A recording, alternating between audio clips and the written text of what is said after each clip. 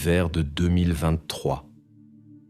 Un jeune conducteur nommé Alex était pris au piège dans un piège de glace sur un tronçon de route isolé dans les Alpes autrichiennes.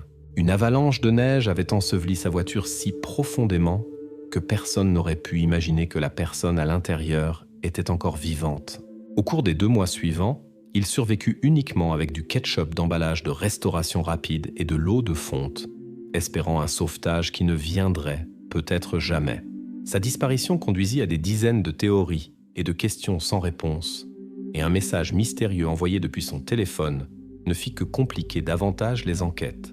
Le 24 décembre 2023 à 21h15, une avalanche massive se produisit sur la route de montagne numéro 182 dans les Alpes autrichiennes. Au moment où les masses de neige dévalèrent, la Volkswagen Polo, conduite par Alex P., 26 ans, disparut sous l'épaisse couche de neige. Cette catastrophe naturelle couvrit un tronçon de route de près de 200 mètres de longueur. À partir de ce moment, le jeune conducteur ne donna plus signe de vie. Son téléphone ne s'enregistra plus sur le réseau, et les services de secours furent confrontés à la tâche difficile de clarifier si Alex se trouvait dans la voiture quand des milliers de tonnes de neige s'abattirent sur la route, ou s'il avait réussi à quitter la zone de danger. Au début des recherches, il était complètement incertain de savoir où exactement se trouvait Alex et s'il était même encore vivant. Il n'y avait pas de témoin de l'avalanche, et le téléphone du conducteur fut localisé pour la dernière fois à un point où commençait la zone sans couverture mobile. Cela rendit le tableau encore plus confus. Alex aurait pu s'arrêter 1 minute avant l'avalanche, il aurait pu essayer de s'échapper à pied du piège, ou sa voiture fut immédiatement complètement ensevelie sous une épaisse couche de neige, sans chance de sauvetage. Dès le lendemain matin, des policiers et des enquêteurs arrivèrent sur les lieux de l'incident. Sur le tronçon de route enneigé, on voyait clairement des traces de pneus qui s'interrompaient environ 30 mètres avant la zone d'avalanche. Ces pneus appartenaient à la voiture d'Alex. C'étaient des pneus d'hiver de marque Michelin X-Ice montés. Les enquêteurs remarquèrent aussi un bidon en plastique vide pour liquide lave-glace au bord de la route. Alex avait peut-être dû s'arrêter pour des raisons techniques, mais lesquelles exactement ? Ce n'était pas clair. La couverture mobile ne fonctionnait pas dans cette région. Ce tronçon de route était connu depuis longtemps comme une zone blanche, et le dernier signal du téléphone d'Alex fut reçu sur le réseau 5 minutes avant la tragédie. Après 21h10 ce soir-là, la connexion avec son téléphone fut complètement coupée et ne fut pas rétablie. Les parents d'Alex, qui furent interrogés dans les premières 24 heures après l'incident, exprimèrent immédiatement des doutes aux enquêteurs. Selon leurs paroles, Alex avait eu récemment de sérieuses difficultés financières et aurait pu essayer de mettre en scène sa propre disparition pour éviter les problèmes. D'autres personnes proches racontèrent que le jeune homme voulait vendre sa voiture, mais l'affaire avait échoué pour des raisons inconnues peu avant sa disparition. Ces faits menèrent à la version que ce qui s'était passé n'était pas un hasard, mais une mise en scène consciente d'un accident. Officiellement, l'enquête n'excluait pas une telle possibilité, mais ne pouvait pas non plus l'étayer par des faits. La première contradiction sérieuse apparut déjà le jour après l'avalanche. La police reçut un message d'un automobiliste d'Innsbruck nommé Sebastian M. Cet homme affirmait avoir vu Alex le soir du 24 décembre vers 11h30 du soir dans un bar local. Le témoin jurait qu'Alex avait été là, avait été assis dans un coin de l'établissement et avait semblé quelque peu préoccupé, mais était complètement vivant et en bonne santé. Les enquêteurs se hâtèrent de vérifier cette information, mais les caméras de surveillance du bar étaient éteintes ce soir-là à cause d'une panne, et il fut impossible de confirmer les paroles du témoin. La version de Sébastien ne fut pas immédiatement réfutée et resta longtemps en question. Le matin du 25 décembre, les parents d'Alex reçurent un message texte court depuis son numéro. Seulement 3 mots. « Ne me cherchez pas ». Le plus étrange dans ce message n'était même pas son contenu, mais le lieu d'envoi, la ville de Salzbourg, à 200 km à l'est du lieu de l'accident. Cette information causa une vraie confusion chez les enquêteurs, car elle ne correspondait pas du tout aux données précédentes sur la localisation d'Alex. Le dernier signal de son téléphone avait été enregistré le soir du 24 décembre dans les Alpes, sur le tronçon de route où l'avalanche se produisit plus tard. Et maintenant, le téléphone apparaissait soudainement dans un endroit complètement différent. À partir de ce moment, les enquêtes se développèrent dans 2 directions simultanément. Premièrement, il fallait clarifier qui et pourquoi avait envoyé ce message. Deuxièmement, il était urgent de vérifier la déclaration du témoin d'Innsbruck sur la visite d'Alex au bar la nuit de sa disparition. Et aucune des versions ne pouvait expliquer jusqu'à présent le plus important. Si Alex était vivant et se trouvait ailleurs, que s'était-il vraiment passé avec la voiture qui fut ensevelie par l'avalanche ? Ainsi commença une histoire confuse, dont la fin ne deviendrait claire que 2 mois plus tard, quand tous les détails de cette nuit étrange et tragique seraient complètement révélés. Le 3e jour après l'avalanche, l'attention des enquêteurs se dirigea vers l'entourage le plus proche d'Alex. Ils s'intéressèrent à Marcus K., un ami du disparu, dont le mode de vie, les habitudes et les actions soulevaient certains doutes.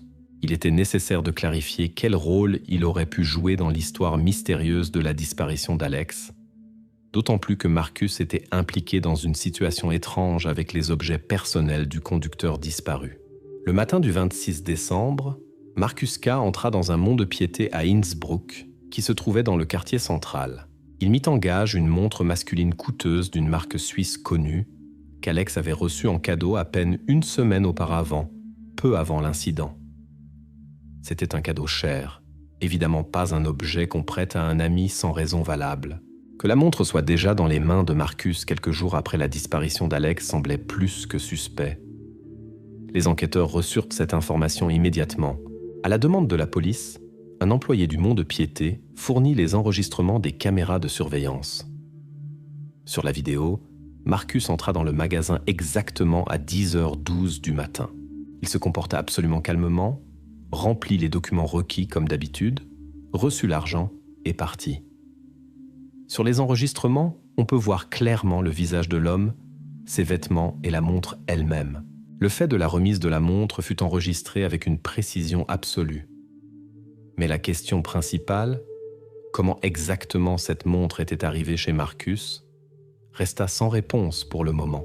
Quelques heures après sa visite au mont-de-piété, Marcus fut invité à un entretien au commissariat de police d'Innsbruck.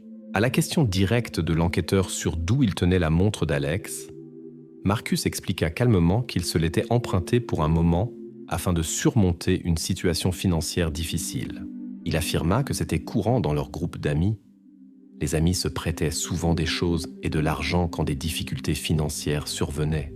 Quand on demanda à Marcus pourquoi il avait eu si urgemment besoin d'argent, justement le 26 décembre, il expliqua qu'il devait amener sa voiture au garage et avait besoin exactement de la somme en liquide qu'il avait reçue pour la montre au Peter Allo Tatonsetana, mont-de-piété.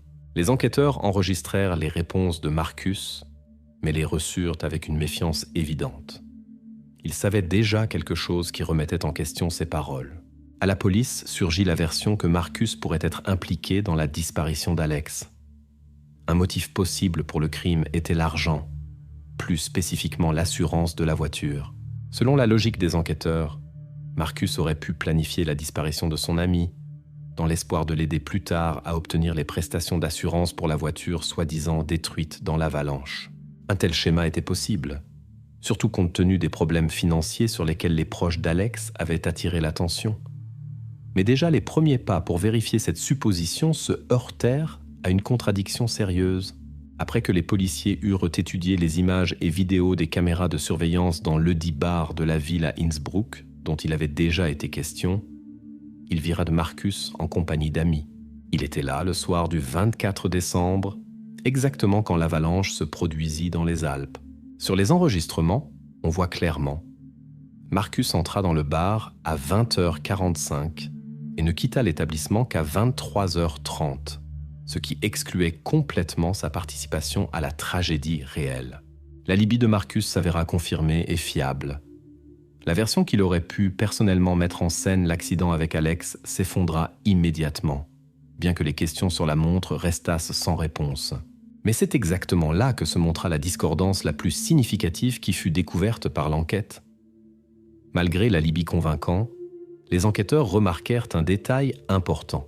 Sur les mêmes enregistrements pris le soir du 24 décembre dans le bar, Marcus portait un jean et un pull léger, mais aucune montre n'était visible à son poignet ce soir-là.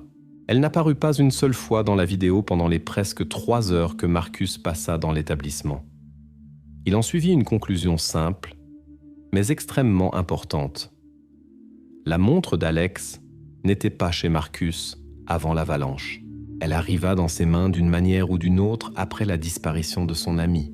Ainsi, l'alibi de Marcus excluait sa participation directe à la disparition d'Alex, mais ne donnait aucunement de réponse à la question de comment la montre de l'homme disparu avait pu arriver dans les mains de celui qui n'aurait pas dû la posséder. Cette énigme remit en question la sincérité des paroles de Marcus et fit de sa personne un facteur clé pour les mesures suivantes de la police.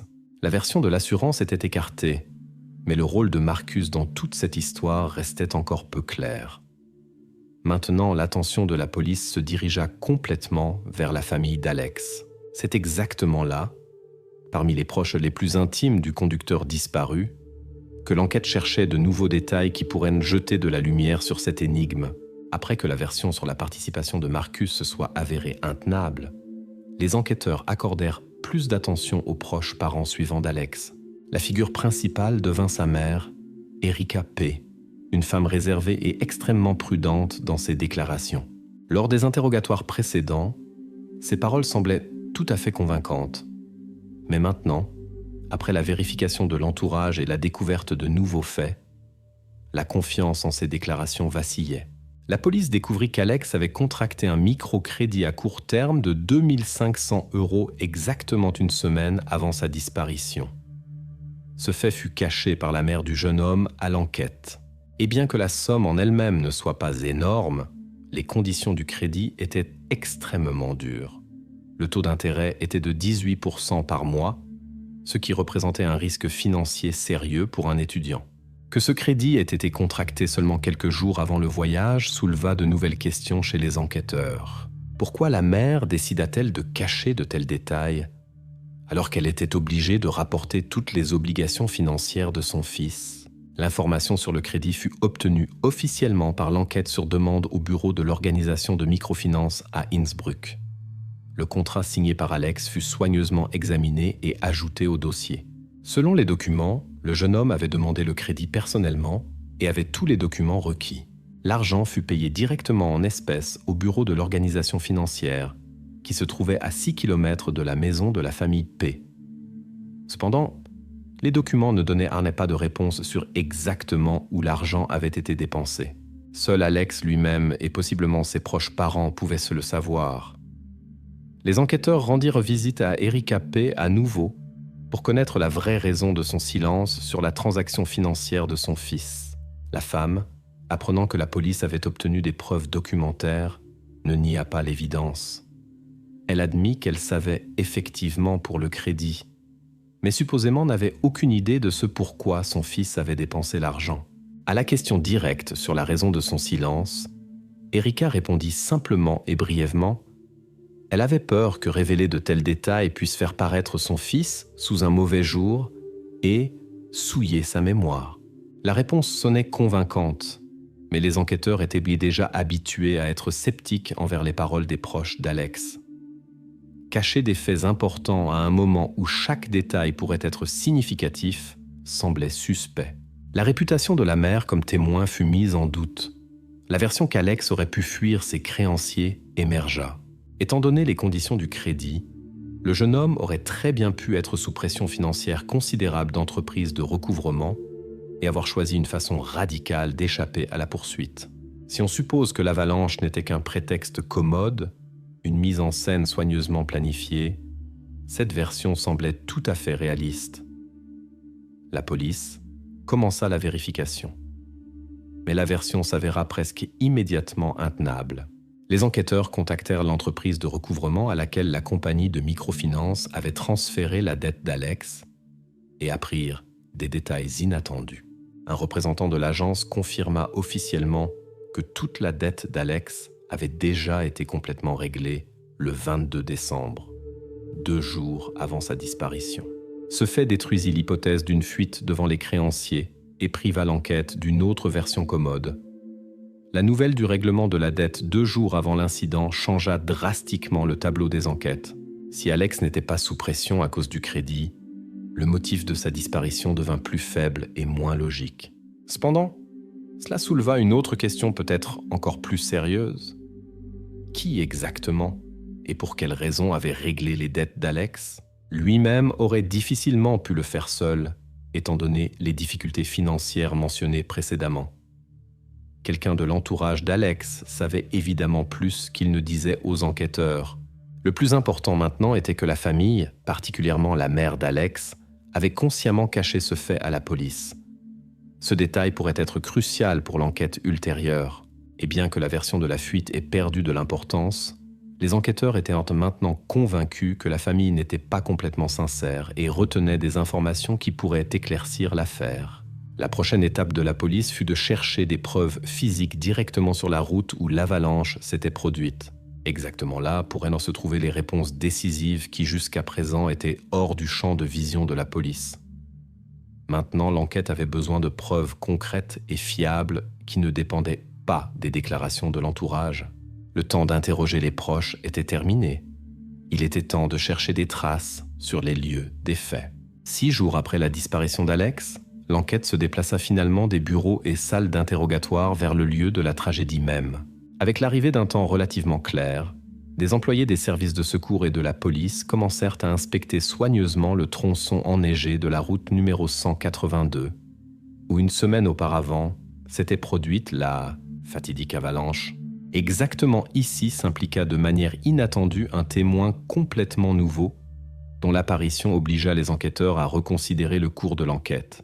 Lucas Shea, un conducteur de 37 ans d'un véhicule chasse-neige, était arrivé pour la première fois à ce tronçon de route ce jour-là pour dégager le chemin pour de futures mesures de recherche.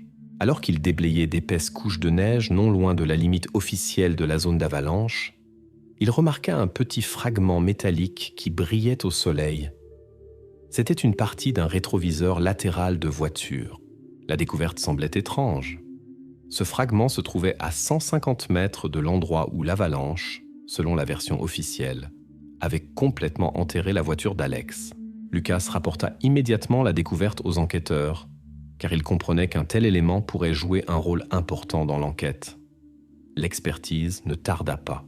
Les techniciens confirmèrent rapidement que le fragment trouvé du rétroviseur latéral correspondait parfaitement à la voiture d'Alex selon le marquage 20. Cela signifiait que la découverte était directement liée à l'incident. Mais il y avait aussi un détail étrange auquel les experts criminalistiques prêtèrent attention. Sur le fragment étaient en main clairement visibles des traces de la lame d'une machine de déblaiement.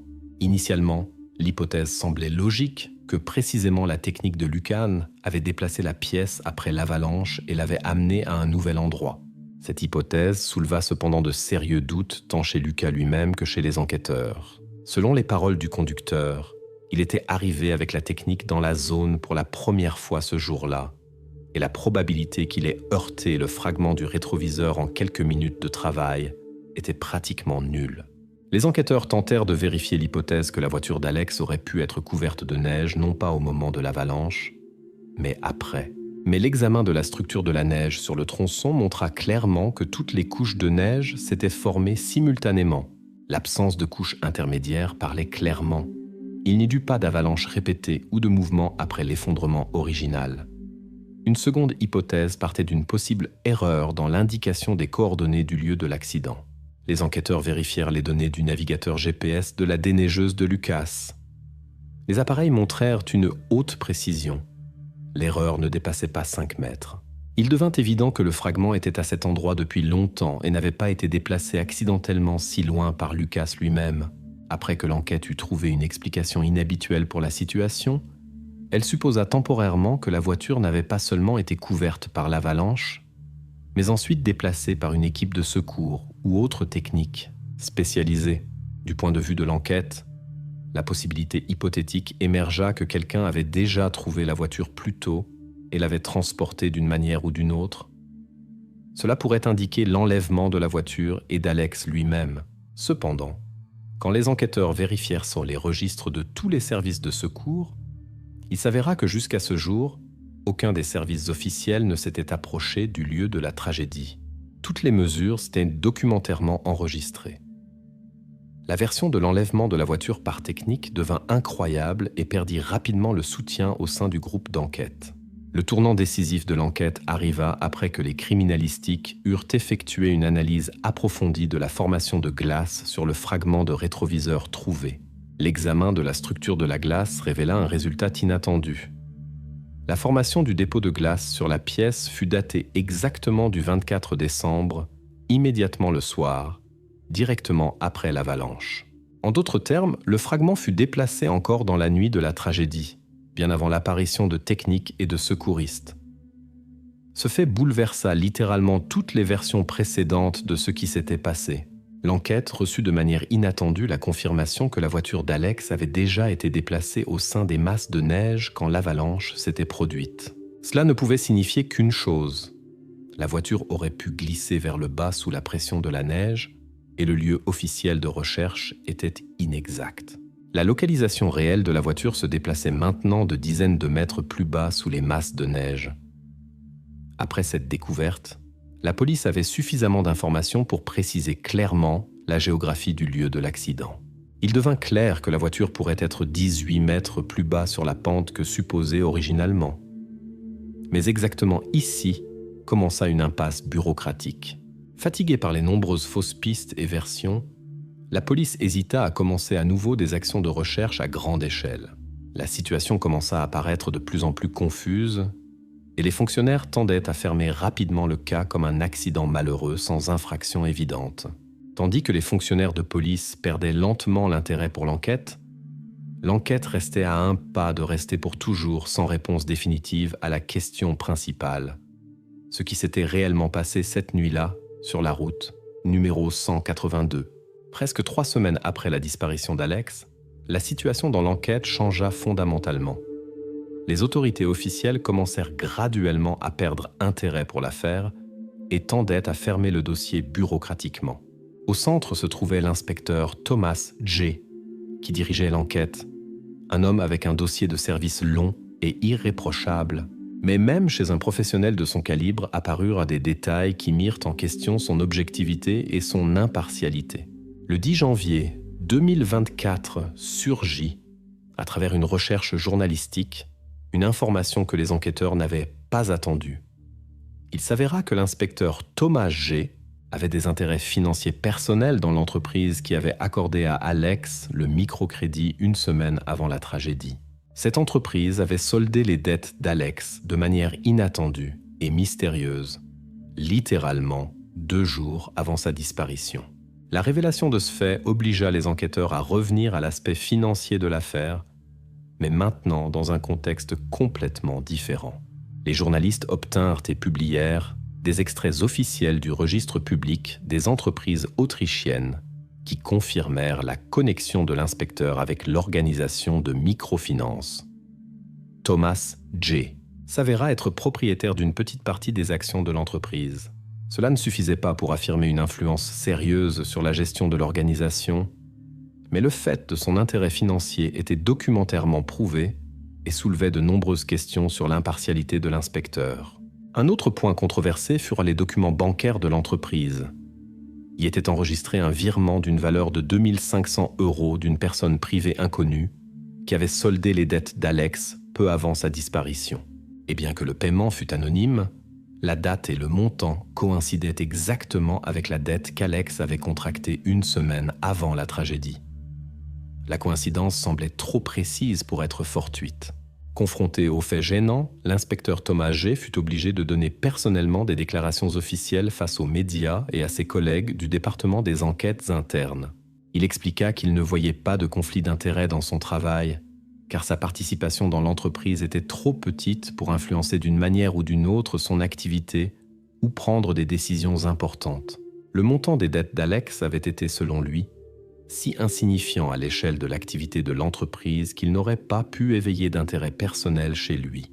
À la question de pourquoi l'entreprise avait soldé les dettes du disparu si rapidement et mystérieusement, l'inspecteur G répondit brièvement et sèchement « courtoisie commerciale ».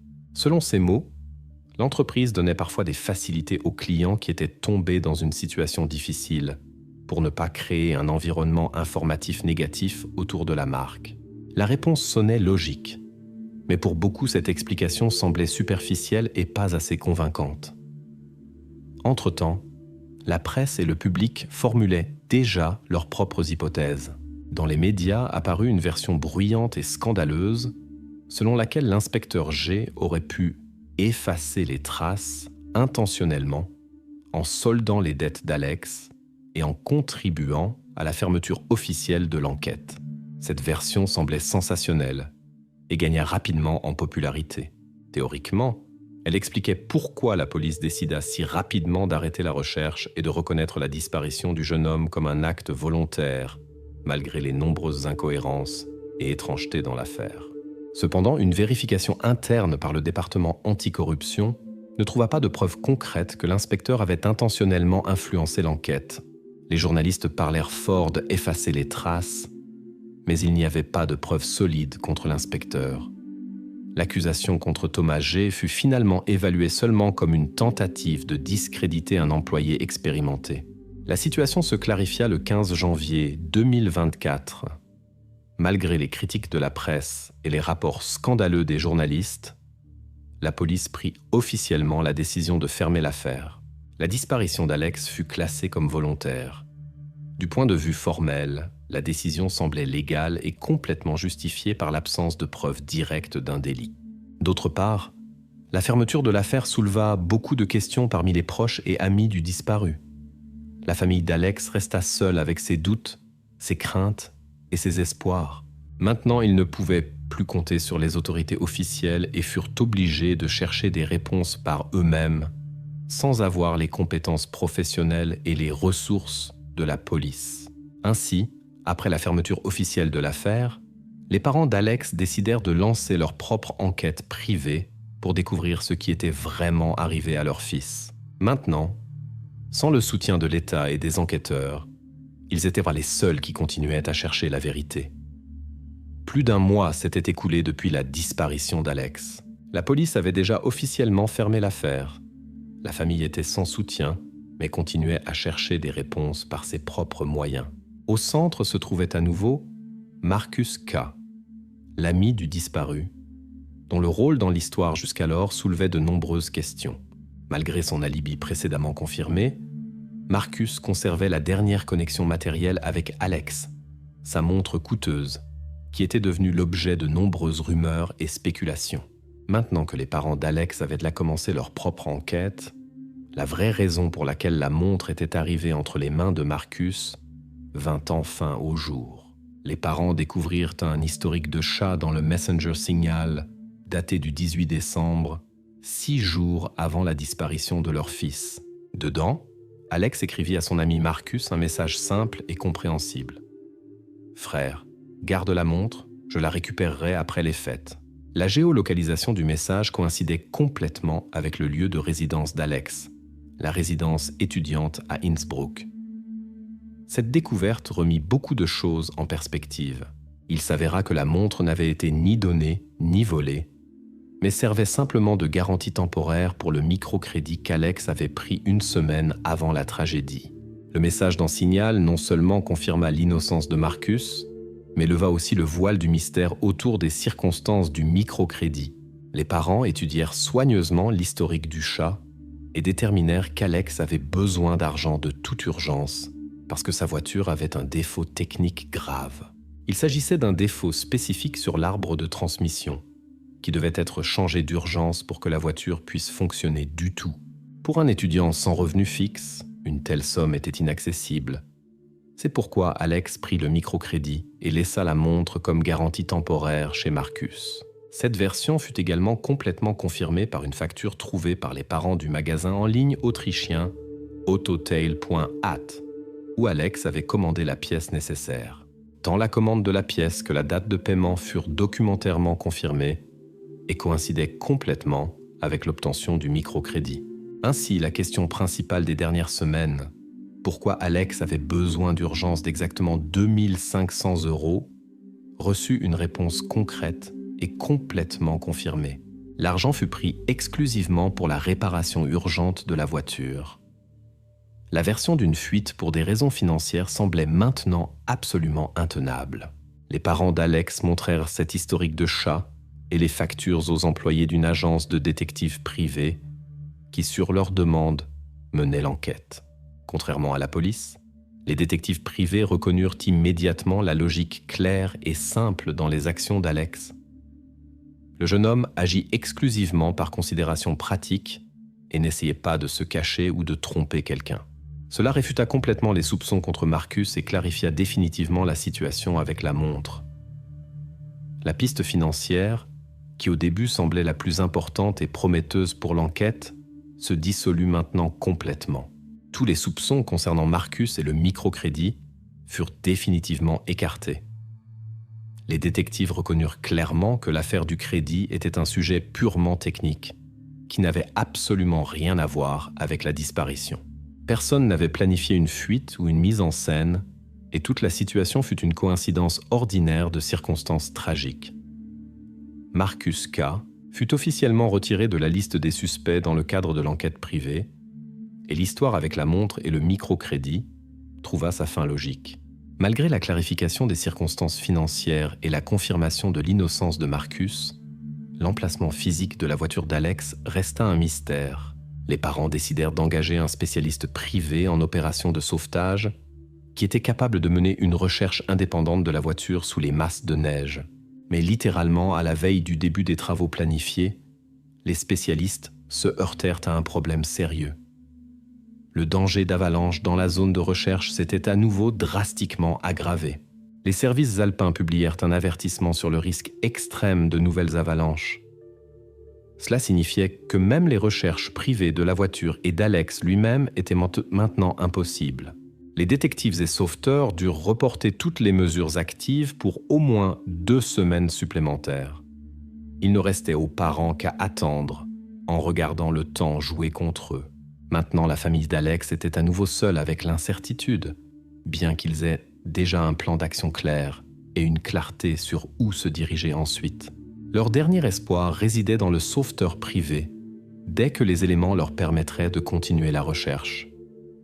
Presque 2 mois s'étaient écoulés depuis la disparition d'Alex. Les actions de recherche privée initiées par sa famille furent reportées à cause du danger continu d'avalanche. L'enquête officielle avait été fermée depuis longtemps et la probabilité de trouver des réponses semblait diminuer rapidement. Mais en février 2024, l'histoire prit un tournant inattendu. Un témoin complètement inattendu entra en scène qui, en effectuant un travail de routine simple, découvrit par hasard ce que tous avaient négligé, de la police au service de secours. Le 20 février, le garde forestier Joseph H., responsable de la protection d'une section alpine près de la route numéro 182, effectua un survol standard du terrain avec un quadricoptère. Sa tâche était de vérifier l'état de la forêt et de déterminer les dommages possibles après la saison hivernale.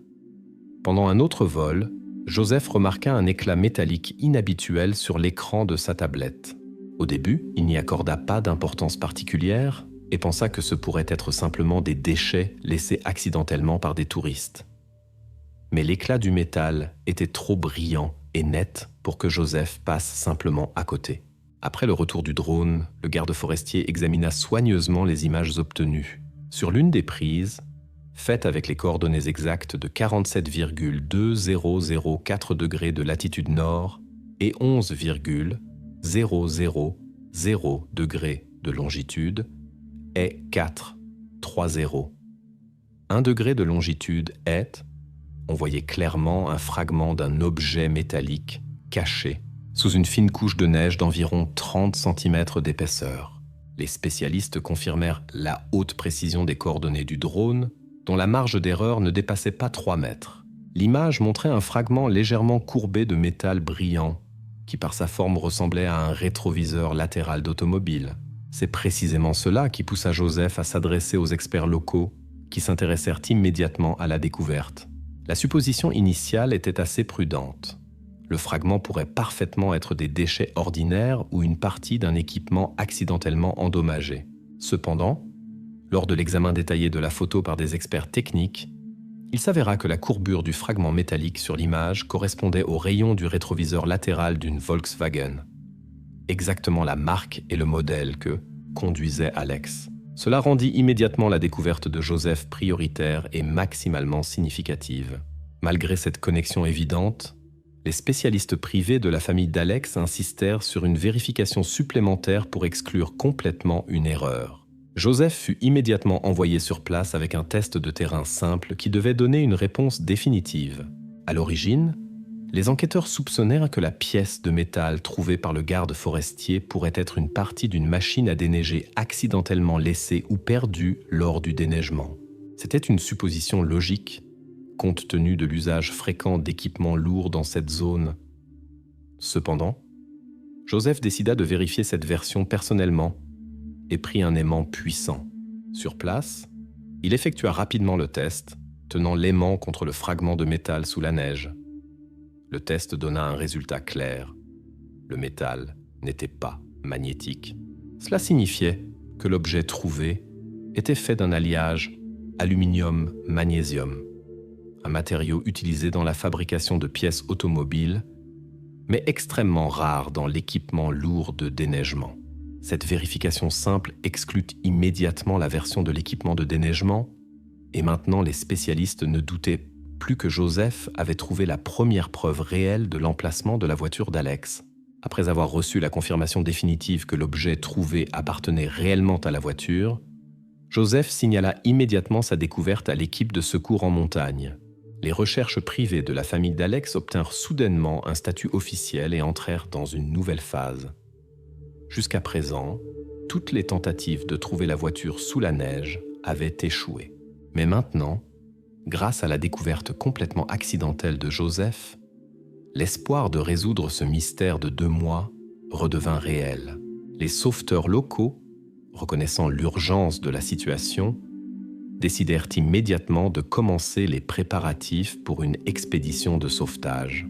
Pour cela, il fallait obtenir un équipement spécial, une équipe de sauveteurs expérimentés, ainsi que des autorisations officielles pour mener l'opération sous risque d'avalanche. Malgré les risques sérieux et le danger continu de glissement de neige, la famille d'Alex eut pour la première fois depuis longtemps une raison concrète de croire que leur fils et sa voiture pourraient être trouvés. Cependant, la recherche ne pouvait pas encore commencer immédiatement. Les préparatifs étaient en cours. Les parents d'Alex durent s'armer de patience à nouveau, mais cette fois, l'attente était complètement différente. Maintenant, ils savaient que la chance de trouver des réponses ne dépendait plus de la bureaucratie ou des hasards. Elle ne dépendait que du professionnalisme des sauveteurs et de la chance. Après que le garde forestier Joseph eut trouvé la preuve de l'emplacement de la voiture d'Alex sous la couche de neige, le centre de secours en montagne commença rapidement à préparer l'opération. La direction des travaux fut transférée à Friedrich Hess, un coordinateur expérimenté d'action de secours en montagne, un homme méticuleux et systématique. Il lui incombait non seulement de préparer la partie technique complexe des excavations, mais aussi de clarifier une étrange confusion administrative qui apparut inopinément dans les archives du service de secours. En révisant les archives avant le début des travaux de secours, Friedrich découvrit que la section de route numéro 182 avait été officiellement signalée comme déneigée dès le 26 décembre 2023. Ce fait était enregistré dans un rapport officiel qui s'avéra être signé par un stagiaire de la brigade de secours. Le document affirmait que la machine à déneiger avait complètement parcouru toute la zone où l'avalanche s'était produite et n'avait trouvé aucun équipement ou blessé. Ceci était en complète contradiction avec les découvertes réelles qui furent faites par la suite. Friedrich mena immédiatement une vérification détaillée du livre de service des sauveteurs pour le 26 décembre. Il s'avéra que la signature sous le document sur le déneigement complet de la zone provenait réellement d'un jeune stagiaire. Cependant, l'heure indiquée dans le journal 14 heures fit douter Friedrich. Une vérification révéla que la machine à déneiger ce jour-là n'avait pas atteint l'emplacement réel de la disparition de la voiture de 42 mètres. Cela ne signifiait qu'une chose, le document avait été signé par erreur. Le stagiaire avait supposé que la zone était complètement déneigée, alors qu'en réalité la voiture d'Alex restait enterrée sous une épaisse couche de neige. La question naturelle était pourquoi personne n'avait vérifié à nouveau cette section de route si importante. À cela, les employés du service de secours répondirent simplement « Ce jour-là, il y avait une tempête sévère, le danger d'avalanche était extrême et il était mortel pour la brigade de rester dans les montagnes. » Le stagiaire n'avait pas assez d'expérience et s'était dépêché d'enregistrer le résultat sans avoir atteint la fin de la section et s'être convaincu personnellement que le travail était complètement terminé. La tentative suivante de Friedrich d'obtenir une confirmation supplémentaire échoua. Normalement, des caméras montées directement sur la machine à déneiger étaient utilisées pour documenter le déneigement. Cependant, il s'avéra que le matériel enregistré ce jour-là avait été perdu. La carte mémoire avait été endommagée à cause des conditions météorologiques difficiles. Ainsi, une confirmation visuelle de la version du stagiaire était impossible.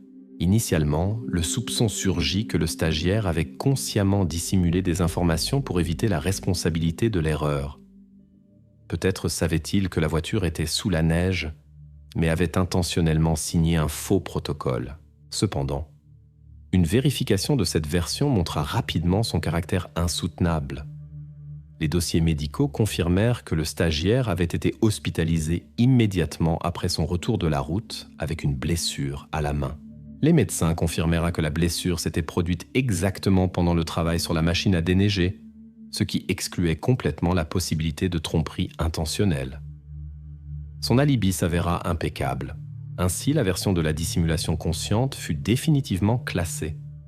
Friedrich conclut qu'il s'agissait exclusivement d'une erreur administrative causée par des conditions météorologiques sévères et l'inexpérience de l'employé. Mais même cette erreur non intentionnelle s'avéra fatale pour Alex. Malgré les difficultés et erreurs bureaucratiques, la préparation de l'opération de sauvetage battait son plein. Le soir du 21 février, l'équipe sous la direction de Friedrich partit vers le site d'excavation. Dans la nuit du 22 février, vers 2 heures, l'émetteur GPS du groupe de secours enregistra pour la première fois le début réel des travaux sur le lieu du glissement d'avalanche. Dans le centre de secours en montagne régnait un silence tendu, jusqu'à ce qu'on entende par radio la voix sèche d'un sauveteur « Nous avons une carrosserie, couleur grise ». Cette phrase signifiait que la voiture d'Alex avait finalement été trouvée. Après presque 2 mois d'incertitude, de contradictions et de fausses pistes, il y avait une confirmation réelle. La voiture avait été tout le temps exactement ici, sous la neige, attendant d'être finalement trouvée. Maintenant, il était définitivement clair pour tous que la disparition d'Alex fut le résultat tragique d'une chaîne de circonstances fatales, une catastrophe naturelle, une erreur bureaucratique grave et une défaillance humaine.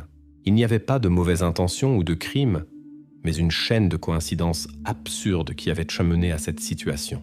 Le 22 février 2024, à 4h15 du matin, le groupe de secours sous la direction du coordinateur Friedrich Hess ouvrit finalement la carrosserie de la voiture ensevelie par l'avalanche. C'était la même Volkswagen Polo, grise, qui appartenait à Alex. Ce que virent les sauveteurs ne correspondait à aucune des versions précédemment considérées. Alex était vivant. Le poids du jeune homme n'était que de 39 kg, déshydratation sévère, hypothermie, le pouls ne dépassait pas 48 battements par minute. La décision fut immédiatement prise d'évacuation urgente et de transport vers une clinique de montagne. C'était la résolution d'une histoire de 2 mois pleine de fausses pistes et d'ambiguïté. Après le sauvetage d'Alex, l'image de ce qui s'était passé commença à se former en une séquence claire de faits qui excluait toute supposition et spéculation. Le mystérieux SMS supposément envoyé par Alex le 25 décembre depuis Salzbourg s'avéra être le résultat d'une erreur technique rare de l'opérateur mobile. Il s'avéra qu'Alex avait déjà inséré une nouvelle carte SIM le 17 décembre et avait envoyé un message de test à ses parents. « Ne me cherchez pas ». Dans le réseau de l'opérateur s'était produite une panne technique et le message n'apparut dans le système qu'une semaine plus tard. Un certificat officiel de l'entreprise A1 Télécom confirma cette possibilité. Le fragment du rétroviseur latéral que le garde forestier Joseph trouva à 150 mètres de l'avalanche fut arraché par le premier choc violent des masses de neige et projeté vers le bas. Il n'y eut pas d'intervention extérieure dans le déplacement de la voiture. Ceci fut confirmé par des experts criminalistiques. L'erreur dans le protocole de déneigement du 26 décembre s'avéra être un accident fatal. Le stagiaire du service de secours avait manqué l'emplacement réel de la voiture de seulement 42 mètres à cause de la forte tempête et s'était blessé. Après quoi, il rédigea le rapport prématurément. Il n'y avait aucune intention de cacher l'emplacement de la voiture. Pure négligence et défaillance humaine. Le conflit d'intérêts de l'inspecteur Thomas G, qui donnait l'impression qu'on voulait clore l'affaire, s'avéra être une négligence administrative causée par la surcharge de l'autorité. Il n'était pas impliqué dans une conspiration criminelle, mais contribua indirectement au retard des enquêtes. À ce moment, la lutte pour la vie d'Alex se déplaça dans les murs de la clinique de montagne. Son état était critique, mais les médecins travaillaient professionnellement et froidement. Ils savaient qu'un organisme qui avait résisté à une charge si extrême pouvait défaillir à tout moment. Les parents, qui avaient reçu la nouvelle du sauvetage de leur fils, essayant d'arriver à la clinique le plus rapidement possible pour le voir ne serait-ce que quelques minutes. Un hélicoptère les amena à l'hôpital en seulement 12 minutes, mais même ce temps semblait trop long. Pendant que les médecins stabilisaient l'état d'Alex, les derniers détails sur la survie du jeune homme sous la couche de neige furent connus.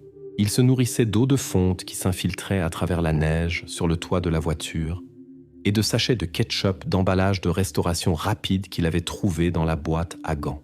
Ces provisions minimales lui permirent de tenir exactement 2 mois. L'enquête officielle se termina le 10 mai 2024 par un procès à Innsbruck. Le tribunal établit la négligence des autorités étatiques et ordonna de moderniser le système de surveillance d'avalanche pour prévenir la répétition de situations similaires à l'avenir. Personne ne fut condamné pénalement, mais la responsabilité administrative fut complètement reconnue et établie légalement. L'affaire fut officiellement close. Toutes les circonstances physiques de la tragédie furent clarifiées à 100%, l'emplacement exact de la voiture, les raisons du retard dans la recherche et les erreurs bureaucratiques qui menèrent au retard presque mortel. Cependant, sous le sceau du secret interne resta un seul fait, le phénomène de la résistance psychique d'Alex. Ni les experts ni les médecins ne purent donner une explication exhaustive de comment le jeune homme avait réussi à ne pas s'effondrer psychiquement dans un isolement complet, sans connexion avec le monde extérieur, sous une épaisse couche de neige. Aucune explication exacte ne fut présentée, seulement des faits secs et des suppositions. Ainsi fut complétée l'enquête. Techniquement claire, juridiquement close, mais du point de vue humain, jamais complètement comprise. Cette histoire devint une illustration de comment dans un événement tragique peuvent s'entremêler des coïncidences fatales, des pannes techniques, des erreurs humaines et une incroyable volonté de vivre. Lorsque les dernières lignes des protocoles furent signées et les portes de la salle d'audience fermées, il ne resta pas parmi les présents un sentiment de soulagement ou de joie, mais seulement une réflexion silencieuse sur la compréhension de combien fragile est la frontière entre le hasard et l'inévitabilité.